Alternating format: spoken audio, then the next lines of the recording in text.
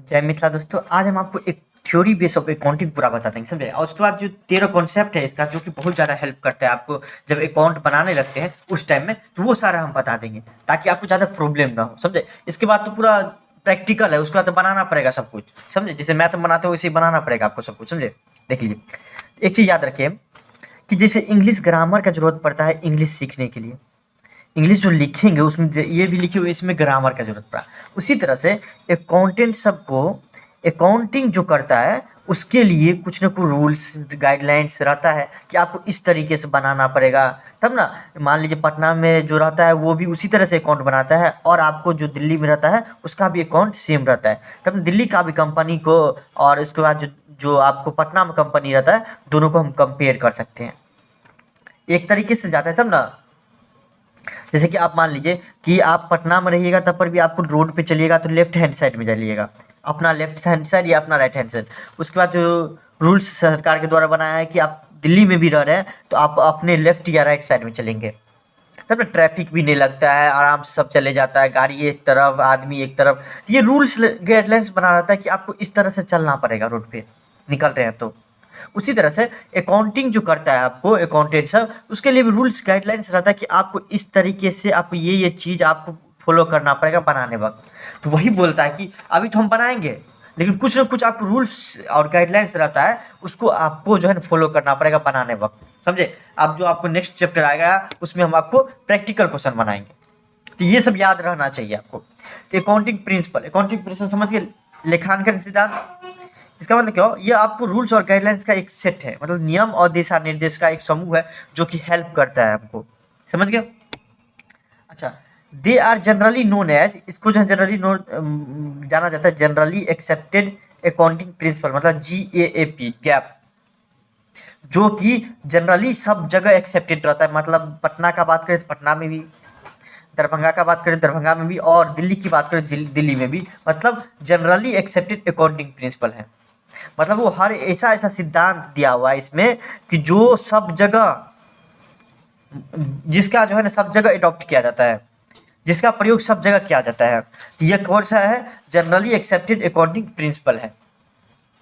आप देखिए बाबू, accounting principle समझ गए। देखिए जो मेन चीज है वो आपको ये है, ये आपको पूछा जाता है। सिर्फ आप समझिए अकाउंटिंग प्रिंसिपल क्या होता है, उसके बाद आप जब ये बनाने लगेंगे तो आपको एक टर्म आएगा अकाउंटिंग कॉन्सेप्ट और अकाउंटिंग प्रिंसिपल, समझे। लेखांकन सिद्धांत, इसको बोला जाता है लेखांकन सिद्धांत। उसके बाद इसको बोला जाता है लेखांकन अवधारणा, समझे, अवधारणा। आखिर दोनों में अंतर क्या होता है, क्या ना, देखिए अकाउंटिंग प्रिंसिपल का दूसरा नाम है अकाउंटिंग कॉन्सेप्ट बोल देता है। हाँ, उसके बाद आपको आपको बोल देगा आपको क्या, एजम्पशन। ये क्या होता है कि ये भी रूल्स गाइडलाइंस रहता है कि आपको इस तरीके से काम करना है। जैसे कि आप रोड पे चलते हैं तो क्या रहता है, आपको लेफ्ट हैंड साइड या राइट हैंड साइड में चलना है, आपके लेफ्ट हैंड साइड और आपके राइट हैंड साइड चलना है। उसी तरह से अकाउंट बनाने वक्त भी कुछ न कुछ रूल्स गाइडलाइंस को फॉलो करना पड़ता है, उसी को बोला जाता है अकाउंटिंग प्रिंसिपल बोलिए या अकाउंटिंग कॉन्सेप्ट बोलिए, उसी को बोला जाता है। तो वो कौन कौन सा है वो समझिए। तो मेन है आपको ये है, ये आपको याद में रहना चाहिए, समझ में रहना चाहिए, तभी आप बना पाइएगा बढ़िया से, नहीं तो नहीं बना पाइएगा। देखिए पहला आ जाएगा आपको कि 13 का 13 कॉन्सेप्ट रहता है, जिसको आप प्रिंसिपल भी बोल सकते हैं कुछ को, लेकिन कॉन्सेप्ट बोलेगा तो बहुत ही ज़्यादा फायदा करेगा आपको, हर एक जगह कॉन्सेप्ट लिखा रहता है। देख लीजिए, तो बिजनेस एंटिटी कॉन्सेप्ट किसको बोला जाता है। देखिए कॉन्सेप्ट और प्रिंसिपल मतलब जो प्रयोग का बात करें तो दोनों सेम होता है, सेम। देखिए बिजनेस एंटिटी कॉन्सेप्ट किसको बोला जाता है, जिसको बोलते हैं व्यवसाय की इकाई अवधारणा। इसके अनुसार क्या बोलता है कि व्यवसाय, जैसे कि मान लीजिए कोई XYZ लिमिटेड कंपनी है, कोई सा कंपनी है, और व्यक्ति, व्यक्ति जो है आपको, मतलब मान लीजिए कि आपका नाम हो गया रमेश, रमेश और उसका बिजनेस दोनों अलग अलग आदमी है, दोनों दोनों अलग अलग एंटिटी है। इसका मतलब क्या हुआ कि मान लीजिए फर्म जो, मान लीजिए इस साल हमको ये 5 लाख रुपया वो महीना का कमाया, तो वो पैसा फर्म का है, रमेश का नहीं है। उसमें जितना पार्टनर होगा उस सबको पैसा देना पड़ेगा, समझिए। XYZ अगर मान लीजिए बोलता है क्या कंपनी और बिजनेसमैन दोनों अलग अलग आदमी है। वैसा नहीं है कि कंपनी और बिजनेसमैन दोनों एक आदमी। जैसे कि मान लीजिए कि मारवाड़ी सब जो रहता है बड़ा बड़ा बिजनेसमैन सब, मान लीजिए छोटका दुकाने का एग्जाम्पल ले लेते हैं। अगर मान लीजिए किराना स्टोर है, तो अगर किराना स्टोर में रमेश का मान लीजिए बेटा गया, बोला क्या जो मतलब कोई बिस्किट ले लिया, 100% ले लेगा, बच्चा है, छोटा बच्चा है, तो वो आ गया अब बिस्किट ले लिया, तो वो तो बिस्कुट दे देगा रमेश, इसका बाप जो दे देगा। लेकिन आपको 5 रुपया उस अपने जो गुल्लक रहता है जिसमें पैसा रखता है ये आपको दुकान वाला, उसमें जो 5 रुपया दे देता है अपना जेब से। क्यों? क्योंकि बिजनेस और बिजनेसमैन दोनों अलग अलग आदमी है। अगर नहीं देगा, निकालते रहेगा निकालते रहेगा निकालते रहेगा, तो बिजनेस ठप हो जाएगा। तो बोलता है क्या, देखिए कि बिजनेस और बिजनेसमैन दोनों अलग अलग आदमी है। अगर पैसा निकालता है, देखिए बिजनेस अलग है और उसका जो ऑनर है, मालिक, वो अलग आदमी है। अगर उसमें से पैसा निकालता है तो उसमें से पैसा दो, या फिर इससे कर्जा लिया है तो कर्जा का भी पैसा यही चुकता करेगा, तब बिजनेस फुल फ्लेश्ड हो पाता है, तब बिजनेस जो है क्या कर पाता है कि बढ़िया से बढ़ पाता है। इसलिए याद रखिएगा क्या कि बिजनेस और businessman both are separate entity. दोनों क्या रहता है, अलग अलग इकाई रहता है, दोनों एक नहीं रहता है। समझ की बातों को। पहला कॉन्सेप्ट यही रहता है कि मुकेश अंबानी और उसका कंपनी जो है जियो, वो दोनों अलग अलग आदमी है। अगर हमको केस करना होगा कि मान लीजिए हमको जियो सिम से हमको नफरत होगा, या फिर आपको किसी भी कारण से हमको केस करना होगा जियो सिम पे कि गलत तरीके से हमसे पैसा ठग रहा है, तो हम मुकेश अंबानी पे नहीं कर सकते हैं। क्यों? क्योंकि बिजनेस और बिजनेसमैन दोनों अलग अलग आदमी है। हम करेंगे किस पे, तो मुकेश अंबानी के कंपनी जो है जियो, उस पे कर सकते हैं, ना कि मुकेश अंबानी पे। समझ गए? तो पहला कॉन्सेप्ट बोलता है कि बिजनेस और businessman both are separate entity. उसके बाद बोलता है कि गोइंग कंसर्न कॉन्सेप्ट, मतलब क्या, चालू व्यवस्था या संबंधित अवधारणा। इस अवधारणा के अनुसार क्या होता है कि देखिए कि कोई भी बिजनेस खोलता है, आप ही समझिए ना, आप जब मोबाइल खरीदते हैं तो क्या सोचते हैं मोबाइल खरीदने वक्त, कि ये मोबाइल कम से कम 1 साल 2 साल या फिर चले, जब तक जिंदगी है उसका, कि वो चले। उसी तरह कोई बिजनेस स्टार्ट करता है, हाँ, तो वो बोलता है कि पहला उसके दिमाग में यही रहता है कि हम जो खोले हैं बिजनेस, वो आपको निरंतर कंटिन्यू चलते रहे। तो गोइंग कंसर्न कहता है कि बिजनेस हमेशा ऐसा अवधारणा बनाया जाता है, ऐसा सोच बनाया जाता है कि बिजनेस हम कर रहे हैं, इसका मतलब क्या है कि वो अनंत काल तक चलते रहे। समझे? तो ये बोल रहा है गोइंग कंसर्न कॉन्सेप्ट का मतलब क्या हुआ कि बिजनेस में ऐसा माना जाता है कि हम इस तथ्य के पर आधारित व्यापार तब तक चालू रहेगा जब तक व्यापारी दिवालिया ना हो जाता या व्यापार का समापन हो जाता है। इसका मतलब क्या हुआ कि कोई भी व्यापारी या तो दिवालिया ना हो जाए, या तो उसके पास पैसा ना, बैंकरप्ट ना हो जाए, या किसी भी कारण से पागल ना हो जाए, किसी भी कारण से, तब तक बंद नहीं होगा। क्योंकि देखिए आप जो मोबाइल खरीदते हैं या फिर कोई एसेट खरीदते हैं, क्या सोचते हैं कि वो चले। ऐसा नहीं सोचते हैं कि आज खरीदे हैं मोबाइल, कल मेरा क्या हो जाएगा, या 1 महीना बाद हमको इसको ज़रूरत नहीं था, ये ख़राब हो जाए। ऐसा नहीं होता है।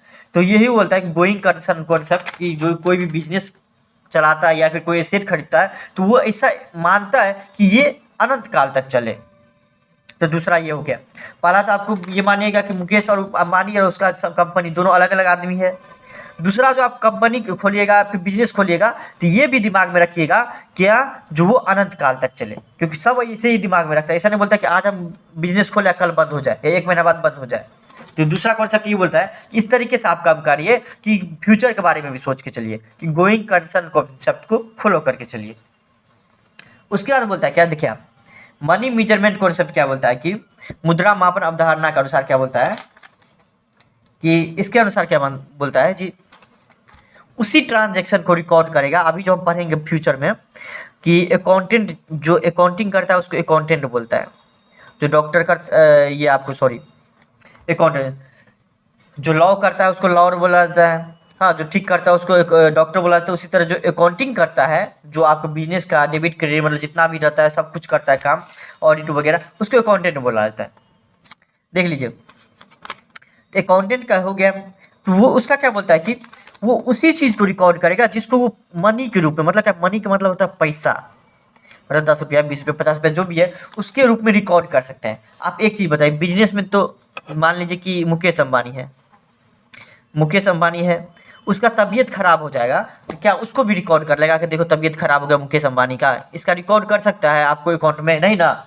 वो उसी को रिकॉर्ड करेगा जो कि मनी के रूप में, जैसे कि मान लीजिए कि सामान खरीदा तब रिकॉर्ड करेगा, सामान बेचा तब का रिकॉर्ड करेगा, उधार में सामान मंगाया तब रिकॉर्ड करेगा, या उधारी दिया तब रिकॉर्ड करेगा। ऐसा नहीं जब मुकेश अंबानी की तबीयत खराब हो गई उसको भी रिकॉर्ड कर लेगा कि देखो इस दिन मुकेश अंबानी का रिकॉर्ड तबीयत खराब हुआ था, नहीं होता है। यही बोलता है कि उसी को रिकॉर्ड किया जाता है which can be expressed in terms of money, जो कि आपको निश्चित रूप से मुद्रा में व्यक्त कर सके, उसी को रिकॉर्ड किया जाता है, दूसरा किसी को नहीं। आप स्क्रीनशॉट ले लीजिए, आप इसका नोट बना लीजिएगा। 4 कॉन्सेप्ट, चौथा नंबर में आएंगे तो हमको पता चलेगा क्या अकाउंटिंग पीरियड कॉन्सेप्ट क्या होता है। देखिए आप बताइए इसके अनुसार क्या होता है गोइंग कंसर्न कॉन्सेप्ट के अनुसार कि अनंत काल तक मेरा बिजनेस चलते रहे। एक चीज बताइए अनंत काल का मतलब क्या होता है कि इंडिफिनिट, 5 साल 10 साल 20 साल तक बिजनेस चलने लगेगा। तो क्या एक चीज बताइए, आज आप दुकान खोले या फिर बिजनेस खोले कोई सा, अब 5 साल बाद आप जाके पता करेंगे कि हमारा कितना नफा हो रहा है घाटा, तो क्या आप बताइए तो बिजनेस को चलेगा? कोई नहीं करेगा बिजनेस। क्यों? क्योंकि देखिए जब बंद होगा तब अकाउंटेंट करेंगे तो होगा नहीं ना। क्योंकि देखिए हम जो करते हैं बिजनेस खोलते हैं तब सोचते हैं कि एक के महीना हमको इतना प्रॉफिट हो जाए ना कि हम अगले महीना से जो है ना क्या नाम है कि अच्छा से बिजनेस कर पाए, सब सोचता है यही। या फिर हमको 1 साल में कम से कम जितना पैसा लगाए हैं ना उससे ज़्यादा हमको मिल जाए, यही सोच रहा था सब बिजनेसमैन का कि 10 लाख रुपया हम लगाए हैं तो कम से कम हमको 20 लाख रुपया नफा हो जाए 1 साल के अंदर, यही सोच के बिजनेस करते हैं। एक चीज़ बताइए ये बोलता है क्या कि प्रॉफिट एंड लॉस मतलब हमको घाटा हो रहा है कि नाफा को ज्ञात करने के लिए बिजनेस में क्या चल रहा है, क्या बिजनेस का स्थिति है, उसको जानने के लिए क्या करना पड़ता है हमको कि आपको एक पीरियड देना पड़ता है कि इतना दिन के बाद हम अकाउंट चेक करेंगे कि हमारा प्रॉफिट हो रहा है कि लॉस हो रहा है। या तो आपको हो सकता है ये 6 महीना या 4 महीना या नॉर्मली 1 साल का होता है, 1 साल का रहता है, उसको बुलाता है अकाउंटिंग पीरियड, उसी को बोलते हैं अकाउंटिंग पीरियड। एक पीरियड होता है 1 साल का, जैसे कि आप इसमें क्या होता है बिजनेस में 31 मार्च से चलते रहता है, तब ना बोलता मार्च क्लोजिंग चल रहा है अभी से 1 अप्रैल तक, 1 साल तक रहता है। इसके बीच में कितना प्रॉफिट हुआ लॉस हुआ इसका कंपेयर किया जाता है। हर एक बिजनेसमैन ऐसे ही करता है, हर एक जगह जो है ना आपको वैसे ही होता है, पटना में भी करने वाला है और दिल्ली में भी करने वाला वैसे ही करता है सब। तो बोलता है कि आपका जितना भी टाइम होगा उसको जो है ना जैसे 5 साल का है तो 5 साल का 5 साल तक आप बिजनेस कर रहे हैं उसको जो है ना 5 पार्ट में बांट दीजिए, उसी को बोलते हैं अकाउंटिंग पीरियड कॉन्सेप्ट, इसी को बोलता है अकाउंटिंग पीरियड। अकाउंटिंग पीरियड मतलब लेखांकन अवधि जिसको बुलाता है कि अपना आपका जो कार्य में कितना प्रगति हो रहा है उसको दर्शाने के लिए लेखांकन की अवधि बना दीजिए, अवधि मतलब पीरियड बना दीजिए, थोड़ा थोड़ा थोड़ा कर दीजिए। या तो 4 महीना पर कर सकते हैं, छोटा बिजनेस है आपका या और छोटा बिजनेस है तो 1 महीना पे पता कर सकते हैं मेरे इस महीना में कितना प्रॉफिट हुआ कितना लॉस हुआ। या फिर बड़ा बिजनेस है तो 1 साल में आप बांट दीजिए। ये बोलता है अकाउंटिंग पीरियड कॉन्सेप्ट। अगर आप बिजनेस करना चाहते हैं तो ये दिमाग में रखिएगा, ये भी आपको करना पड़ेगा। 5वां आता है आपको कॉस्ट कॉन्सेप्ट। इसका मतलब क्या हुआ कि all transaction should be recorded at there cost. चलिए एक एग्जांपल से इसको भी समझते हैं। कितना नंबर है? 5 नंबर कॉस्ट कॉन्सेप्ट है ना, हिंदी में तो लागत लागत लागत अवधारणा क्या होता है देखिए कि बोल रहा है कि जितना हम आप खरीदे ना उतना रिकॉर्ड करिए, अभी मार्केट में कितना चल रहा है उतना नहीं रिकॉर्ड करिए, समझे। देखिए जैसे कि कार ले लीजिए, हम बोले क्या जो हमको जो इम्पोर्टेंट माल चाहिए कार में, हम बिजनेस के लिए कार खरीद लिए, तो जब हम कार खरीद लेते थे उस टाइम हमारा 10 लाख था, 10 लाख इसका प्राइस था। तो बोला क्या देखिए आपको 10 दिन लगेगा टाइम आने में इस कार को, बोले ठीक है कोई दिक्कत नहीं, हम 10 लाख रुपया देते तुम लेके आओ, तो लेके आ गया। हाँ तो 10 लाख रुपया 10 दिन बाद हमको पता चला कि इसका दाम बढ़ के 11 लाख हो गया है, 11 लाख हो गया। तो एक चीज़ बताइए, ये बोल रहा है बिजनेस, ये बोल रहा है कि 11 लाख हो या 9 लाख हो गया, बढ़ जाए या कम हो जाए उससे कोनो फर्क नहीं पड़ेगा बिजनेस पे। आपको 10 लाख में का जो है उस कार लिए हैं जिस टाइम आप खरीदने गए थे उस टाइम जितना प्राइस होगा उसी वही रिकॉर्ड होगा, ना कि अभी मार्केट में उसका दाम बढ़ा है कि घटा है वो रिकॉर्ड नहीं करेंगे। जैसे फ़ोन सब भी नहीं खरीदते हैं, देखिए अमेजन पे पर या फिर आपको अमेजन से या फ्लिपकार्ट से आप देखिएगा जब ये आपको बिग सेविंग डेज जो लगता है, बिग सेविंग डेज, उसमें क्या रहता है कि 2000 तो नहीं कम से कम 1500 तो 1000 रुपया तो कम ही हो जाता है। 1000 रुपया तो 100% कम हो जाता है हर मोबाइल का, जो नया नया मोबाइल रहता है उसका 1000 से 2000 रुपये कम हो जाते रहता है। अब वही मान लीजिए आने में हमको लग जाएगा कितना 5 दिन लग जाता है, 6 दिन, उसका बिग सेविंग डेज खत्म हो जाता है। एक चीज़ बताइए उसको हम रिकॉर्ड कर देंगे कितना, जितना में ओरिजिनल प्राइस है उतना में। 20,000 का खरीदे थे ऑनलाइन में और 5 दिन बाद आया तो उसका दाम 22,000 हो गया, तो हम रिकॉर्ड 22,000 थोड़े ना करेंगे, हम जितना हम खरीदेंगे वही रिकॉर्ड करेंगे। यही बोल रहा है ये कॉस्ट कॉन्सेप्ट कि लागत अवधारणा के अनुसार जिस कीमत पर हम खरीदे थे ना कुछ भी एसेट, उसी को रिकॉर्ड करेंगे, या एक्सपेंस जितना किए हुए थे उसी को रिकॉर्ड करेंगे। जिस कीमत पे हम खरीदे थे कोई सामान उसी कीमत को रिकॉर्ड करेंगे, तो वही बोलता है कॉस्ट कॉन्सेप्ट। बिजनेस में ये याद रखिएगा, जब आप अकाउंट बनाने लगेगा, जब आप बिजनेस करने लगेगा, अकाउंटिंग करने लगेगा, उस टाइम ये भी ध्यान में रखिएगा, इतना चीज़ तो ध्यान में रख लिए कि बिजनेसमैन अलग आदमी है, कि पैसा में होगा उसी को रिकॉर्ड करेंगे, उसका एक टाइम बना देंगे कि इतना दिन का रिकॉर्ड कर रहे, 1 महीना का। सिर्फ एक चीज़ और याद रखेंगे, जितना हम खरीदे उतने हम रिकॉर्ड करेंगे। देखते ना आलू प्याज का तो एग्जाम्पल नहीं सेट करेगा, फिर भी आपको दिखा देते हैं। आलू प्याज जो रोज बदलते रहता है ये सब आइटम, लेकिन जैसे फोन का समझाया कि बिग सेविंग डेज रहता है, तो वो आपको 1 दिन 2 दिन बाद जो है ना वो आपको ओरिजिनल प्राइस पे आ जाता है, तो आप जितना में खरीदे उतना ही रिकॉर्ड करेंगे। तो ये होगा cost concept. Dual aspect concept क्या होता है आपको, कि जितना भी ट्रांजेक्शन है उसका 2 पहलू है। इसका मतलब क्या हुआ, मान लीजिए कि 6 नंबर है, क्या देख लीजिए आपको, कि हम एक जैसे कि बोले कार खरीदे हैं, बिजनेस के लिए कार खरीदे हैं, एक चीज यहाँ पे 2 चीज होगा। 2 चीज क्या होगा वो हम आपको बता रहे हैं। देखिए 2 चीज क्या होगा यहाँ पे, कि पहला तो हम कार खरीदे, मेरी बिजनेस में कार आ गया, कार नाम का एसेट हमारा बढ़ गया, कार आ गया बिजनेस में। उसके साथ एक और चीज एक चीज और हुआ कि हमको 10 लाख रुपया देना पड़ा, तो हमारा बिजनेस से 10 लाख रुपया चले भी गया। 2 चीज हुआ, एक तो बिजनेस में आया कार, एक हमारा पैसा गया। तो कोई भी ट्रांजैक्शन, या कार खरीदे या फिर हम समझिए कि हम कुछ सामान बेचे, हम पेन का बिजनेस कर रहे हैं, पेन हम बेचे, तो बेचने से देखिए क्या होता है, इफेक्ट पड़ेगा। पहला बात तो मेरे पास पैसा आएगा, पैसा आ जाएगा। दूसरा बात, मेरा जो सामान है, माल जो है वो आपको चले जाएगा। समझिए, तो हर एक ट्रांजैक्शन का 2 डबल इफेक्ट रहता है। वही बोलता है कि ड्यूअल एस्पेक्ट कॉन्सेप्ट होता है कि जितना भी ट्रांजैक्शन होगा ना उसका द्विपक्षीय अवधारणा होगा।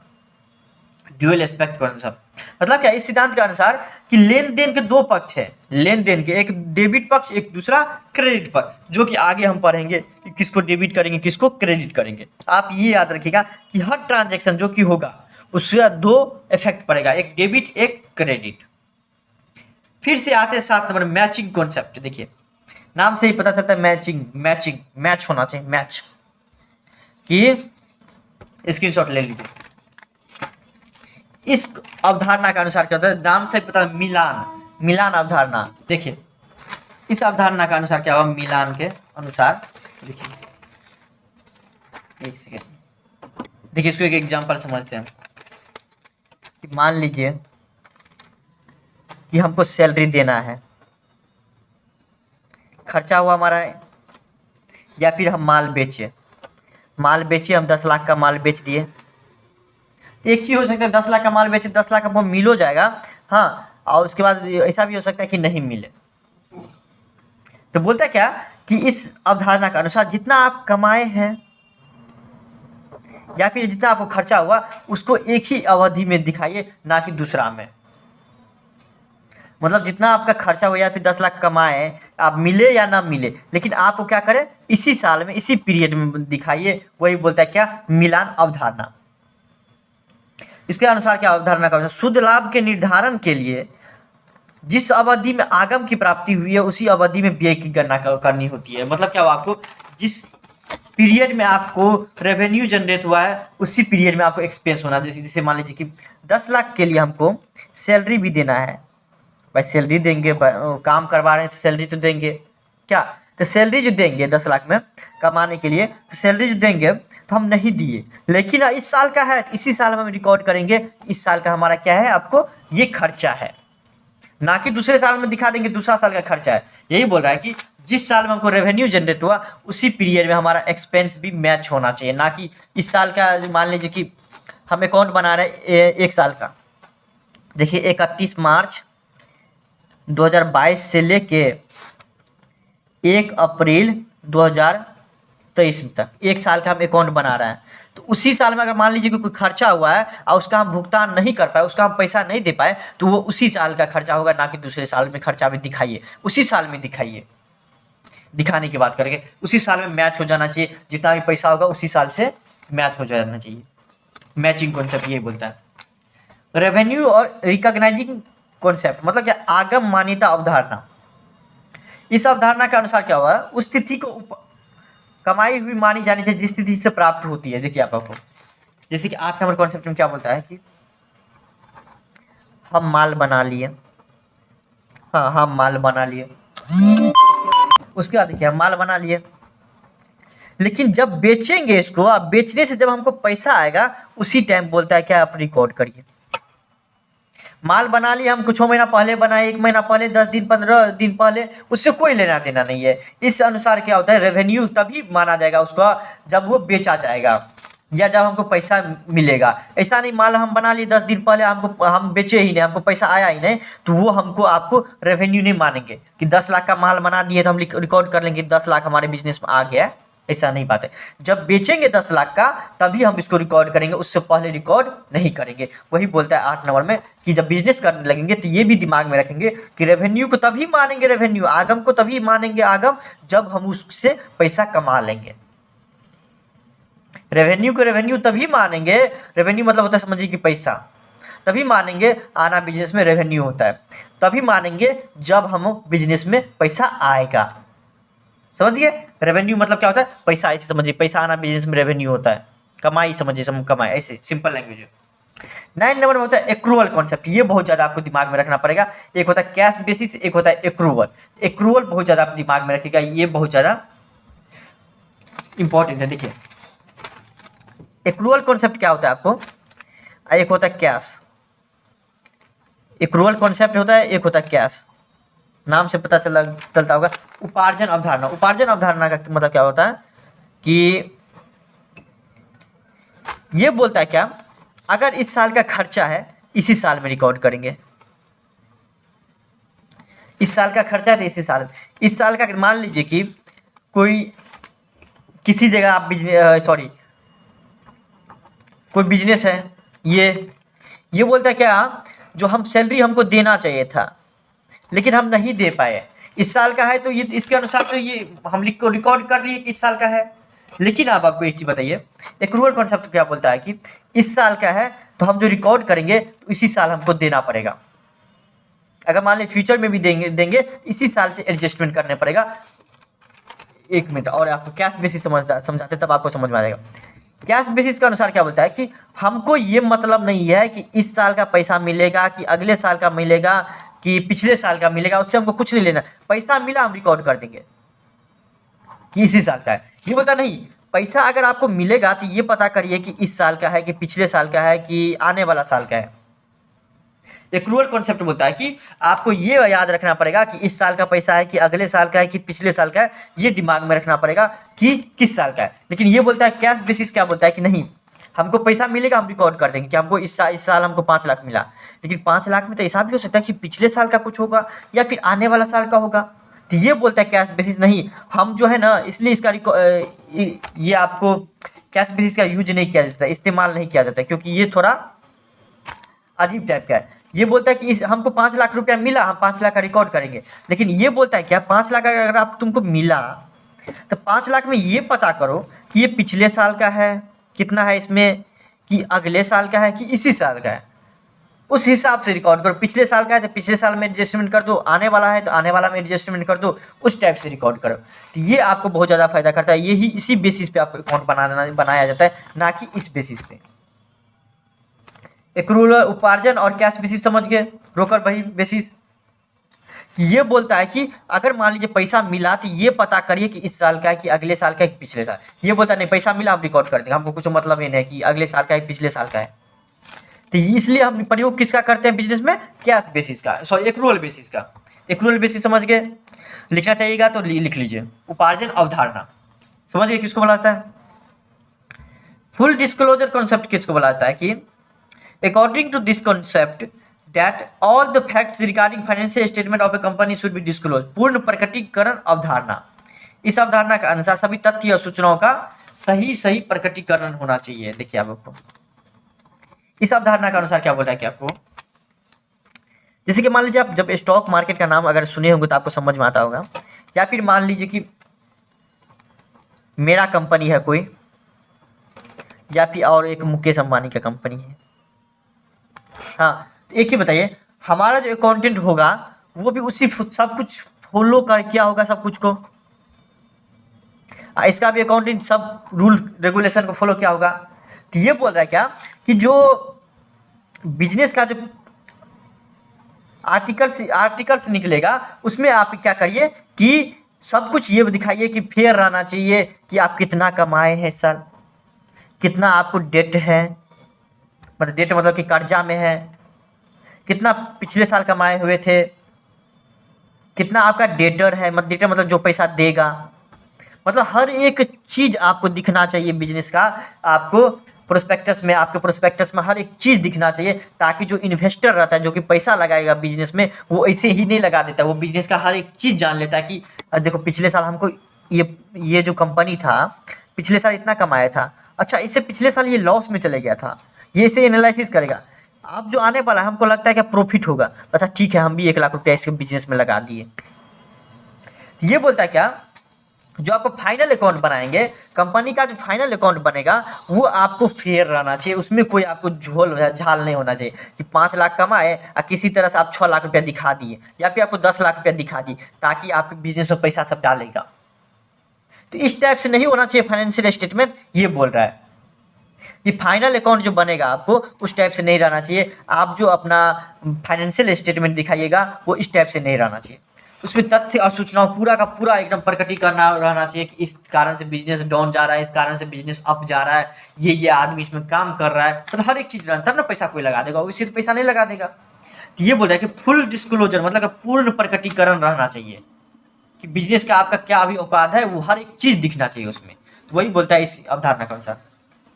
फिर आपको 11 नंबर में है आपको कौन सा, कंसिस्टेंसी कॉन्सेप्ट, एकरूपता की अवधारणा। इसका मतलब क्या लिखे, हम आपको बताए थे कि आपका बिजनेस पटना में है और एक आदमी का बिजनेस दिल्ली में है, तो दोनों का अकाउंटेंट सेम फॉलो करता होगा। आप भी रोड पे चलते हैं तो आपको लेफ्ट हैंड साइड या राइट हैंड चलते हैं, और दिल्ली में जो रहता है वो भी लेफ्ट हैंड राइट हैंड से रहता है। तो बोलता है क्या, तब ना हम कंपेयर कर पाते हैं कि आपका बिजनेस ज़्यादा चल रहा है कि मुकेश अंबानी का चल रहा है। तो बोल रहा है क्या कि एक रूपता रहना चाहिए, हर एक चीज़ में एक रूपता रहना चाहिए, बिजनेस का गाइडलाइंस फॉलो करना चाहिए एक तरह से, उसके बाद आपको जो रूल्स रेगुलेशन है उसको फॉलो करना चाहिए, प्रिंसिपल को फॉलो करना चाहिए, कॉन्सेप्ट को, मतलब क्या हर एक चीज़ को जो है ना एक रूपता रहना चाहिए ताकि हम कंपेयर सब कर पाएँ। इसके अनुसार क्या होगा, मेथड जो यूज करेंगे या फिर प्रैक्टिस वो आपको एक तरह का होना चाहिए। व्यापार के संबंध में निश्चित निष्कर्ष निकालने के लिए कि क्या बिजनेस का औकात है, क्या चल रहा है अभी उसके अंदर क्या नहीं, उसको निकालने के लिए, धारणाएं बनाने के लिए यह आवश्यक है कि व्यापार का लेखा करने के लिए प्रत्येक वर्ष समान नियमों का पद्धति का प्रयोग करना चाहिए। मान लीजिए कि इस साल हम कर दें आपको दूसरा नियम, अगले साल कर देंगे दूसरा नियम, तो एक ही बताइए, इस साल हम 10 लाख रुपया कमा दें या किसी साल हम दिखा देंगे 20 लाख रुपया, तो होगा नहीं ना होगा। तो बोलता है क्या आपको कोई झोल झाल नहीं होना चाहिए, और उसके बाद जो है ना आपको हर साल एक ही फॉलो करना चाहिए कि अगर मान लीजिए सामान खरीद रहे हैं तो हम सामान खरीद रहे हैं तो हमारा जो ये आपको पैसा जाएगा तो हम क्रेडिट कर देते रहते हैं, जो कि आगे पढ़ेंगे, तो हर साल आपको क्रेडिट करना पड़ेगा, ये नहीं कि अगले साल आपको डेबिट कर दीजिएगा। मतलब रूल्स रेगुलेशन सब कुछ सेम होना चाहिए प्रैक्टिस करने का। बोला कंसिस्टेंसी कॉन्सेप्ट रहना चाहिए इसमें। कंजर्वेटिव भी या प्रूडेंस जिसको बोला था, ये भी ज़्यादा इंपॉर्टेंट है, आपको 3-4 तो याद ही रहना चाहिए आपको। इसके अनुसार क्या बोलेगा, रूढ़िवादिता की धारणा, रूढ़िवादिता नाम से ही पता चलता होगा कि पुराने सोच, रूढ़िवादिता। 12 नंबर के अनुसार देखिए आपको क्या कि बोल रहा है कि अगर मान लीजिए हमारे बिजनेस में प्रॉफिट होने वाला है, हमको लग रहा है क्या कि हमारे बिजनेस में जो है ना 1 महीना बाद जो है प्रॉफिट होने वाला है, या 1 साल बाद हमको बहुत नफा होने वाला है, 10 लाख 20 लाख रुपया हो जाएगा एक दिन का, तो इसको नहीं मानिए कि आपको प्रॉफिट होगा। इसके अनुसार अगर लॉस होगा, तो आपको लग रहा है कि हमारे बिजनेस में 1 महीना बाद लॉस होगा, तो आप पहले ही मान लीजिए कि हमारे बिजनेस में लॉस होने वाला है। बड़ा चालाक है, बिजनेस जो करता है उसे बेवकूफ़ नहीं रहता है। तो ये बोलता है कि बिजनेस आप करने लगे हैं तो एक चीज़ याद रखिएगा, इसके अनुसार रूढ़िवादिता के अनुसार आप याद रखिएगा, अगर लॉस आपको लग रहा है कि होगा, हानि होने वाला है, घाटा होने वाला है फ्यूचर में, तो अब ये मान लो कि इसको घाटा होने वाला है। मान लीजिए 1 महीना बाद हमको लग रहा है कि लॉस होने वाला है, या 1 साल बाद, तो अभी ही मान लो कि वो लॉस है। जैसे कि मान लीजिए डेटर मतलब क्या होता है कि जो पैसा हमको देगा, मान लीजिए 5 लाख का उधारी सामान बेच दिए हैं, उसका अलग से नाम दे देते हैं जिसको बोलता है डेटर, जो कि पता पढ़ा दिए हैं हम आपको। तो 5 लाख में हमको क्या लग रहा है कि 1 लाख रुपया नहीं देगा, तो हमको क्या कर देंगे, अब ये मान लेंगे कि हमारा बिजनेस में सिर्फ और सिर्फ 4 लाख रुपया आएगा, ऐसा नहीं मान के चलेंगे कि 5 लाख आएगा। तो बिजनेस ये बोलता है कि अगर आपको लॉस होने वाला है तो उसको मानिए, अब प्रॉफिट होने वाला है तो उसको नहीं मानिए। बड़ा चालाक रहता है कि प्रॉफिट होने वाला है तो उसको नहीं माने, प्रॉफिट होगा तो देखा जाएगा बाद में, होगा तो और अच्छा बात है भाई, लेकिन लॉस होगा तो अब ये मान लीजिए कि लॉस होने वाला है, उसके लिए अभी से तैयारी करके चलिए क्या करें कि लॉस ना हो। तो ये बोलते हैं आपको कि 12 नंबर में मेटेरियलिटी कॉन्सेप्ट मतलब सरलता की अवधारणा, ये आपको समझने वाली बात है कि सरलता की अवधारणा क्या होता है आपको। 13 नंबर में कि अकाउंटेंट जो अकाउंट बनाता है, जैसे कि आपको सीए सब का नाम सुने होंगे, वो सब आपको बताता होगा कि टैक्स सब चोरी कर लेता है। आप लोग सुने होंगे 100% कि बहुत का शौक भी होगा कि सीए बनने का। हाँ, तो बोल रहा क्या, accountant should be disclose all material information in the basic of accounting. मतलब क्या हुआ इस अवधारणा के अनुसार कि अकाउंटेंट जो रहता है उसको क्या बिजनेस में एक्चुअल में है, उसके एक जैसे कि सीए सब चोरी कर लेते रहता है ऑडिट सब में, या फिर आपको ये दिखा देते रहते 5 लाख का टैक्स देना सरकार को, इसमें आप 21 लाख वो दिखा देते रहता है, कर देते रहता है। तो इस टाइप का अकाउंटेंट को कभी नहीं करना चाहिए बिजनेस में, कि जो एक्चुअल है ना वही चीज़ दिखाएं, वो आपको दूसरा चीज़ नहीं दिखा दे कि देखिए 5 लाख का प्रॉफिट हो ही नहीं रहा है हमारे बिजनेस में, आज दिखा देगा। सीए कुछ भी कर सकता है बिजनेस में, ये समझिए, वो आपको 5 लाख का हो ही नहीं रहा और आपको दिखा देगा 5 लाख, 1 लाख रुपया हमारा प्रॉफिट हो रहा है महीने के साल का, और दिखा देगा 5 लाख रुपया। तो इस टाइप का नहीं होना चाहिए। अकाउंटिंग मेटेरियलिटी मतलब क्या, सरलता की अवधारणा कि लेखांकन जो करता है उसका जिम्मेदारी रहता है ये इस टाइप का आपको ना करे। जितना बिजनेस में है, जो बिजनेस का है वो आपको रहना चाहिए, कम से कम एरर हो, गलती ना हो। बिजनेस में अकाउंटिंग कर रहे हैं तो उसमें ज़्यादा से ज़्यादा गलती कर देते रहता है, वो नहीं होना चाहिए, समझे। ये याद रखिएगा कि बहुत ज़्यादा गलती कर देते रहता है अकाउंटिंग करने में, ये सब नहीं होना चाहिए, उससे टाइम सब बचता है, एनर्जी बचता है, सब कुछ बचता है, इसलिए ये कभी भी गलती नहीं करना चाहिए। बहुत ज़्यादा रिस्पॉन्सिबिलिटी रहता है कि अकाउंटिंग जो करते रहता है उसको बहुत ज़्यादा रिस्पॉन्सिबिलिटी रहता है, ये सब काम नहीं करना चाहिए उसको। चलिए, थैंक यू सो मच।